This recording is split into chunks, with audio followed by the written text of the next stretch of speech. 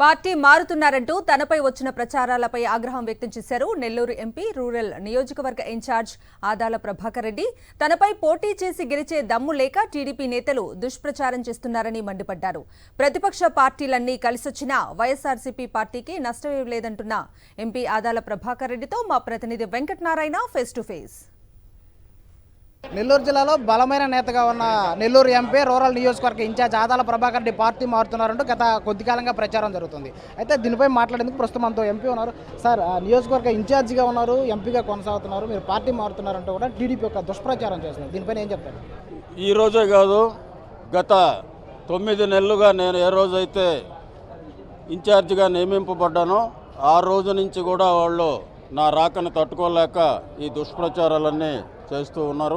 నేను విజయవాడకు పోతే ఒక న్యూసు, హైదరాబాద్కు పోతే ఒక న్యూసు, ఇంటికి వస్తే ఒక న్యూసు. వాళ్ళకి వేరే పనేం లేదు. కేవలం తెలుగుదేశం పార్టీని ఎట్లయినా గెలిపించాలా, వీళ్ళనందరినీ మనం ఏదో విధంగా ఇరికించాలా అనే ఉద్దేశంతో తప్పితే ఇవన్నీ కూడా దుష్ప్రచారాలే. నేను నిన్న విజయవాడకు పోయింది. మన ఇక్కడ కార్పొరేషన్లో జరుగుతున్న అభివృద్ధి పనులు, ఇంకా నిధులు చేసిన పనులకి పేమెంట్లు, వాటిని గురించి డిస్కస్ చేయడానికి పోయాను. ఆ డిస్కషన్స్ అన్నీ కూడా సఫలీకృతమైనవి. పేమెంట్కి అమౌంట్ కూడా ఇమీడియట్గా అరేంజ్ చేయడం కూడా జరిగింది.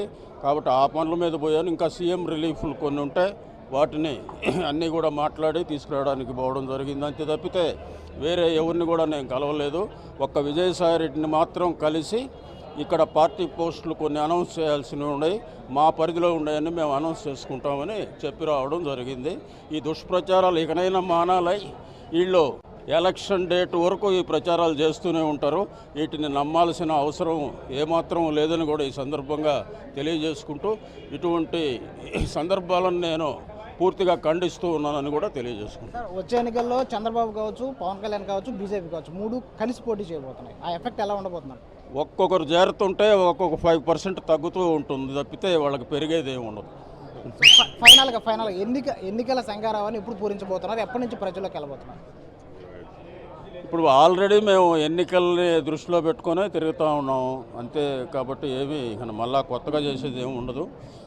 20వ తేదీ నుంచి బాగా మన రామశివారెడ్డి చెప్పినట్టు ఉధృతంగా మేము మా కార్యక్రమాలను నిర్వహించుకుంటాం.